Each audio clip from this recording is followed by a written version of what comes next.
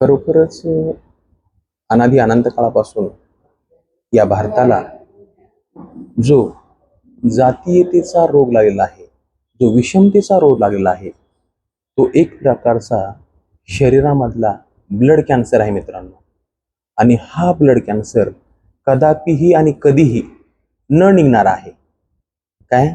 आणि जोपर्यंत तुमच्या मनामधून ब्लड कॅन्सर जाणार नाही, जोपर्यंत तुमच्या समाजातून जाती व्यवस्था जाणार नाही, तोपर्यंत तुमचा भारत देश महासत्ता कधीच होणार नाही. कारण तुकाराम महाराजांनी फार सुंदर सांगितले, वैष्णवाचा जग वैष्णवाचा धर्म, भेदाभेद ब्रह्म अमंगळ. काय? तुकाराम महाराजांनी सांगितलं की वैष्णवाचं जग वैष्णवाचा धर्म, भेदाभेद ब्रह्म अमंगळ. काय? तेच पुढे चालून महात्मा फुलेंनी सांगितलं, तेच बाबासाहेब आंबेडकरांनी सांगितलं. आणि आपण पण कसल्याच प्रकारचा आपण त्याच्यामध्ये बदल केला नाही, जात नावाची जात गेली नाही.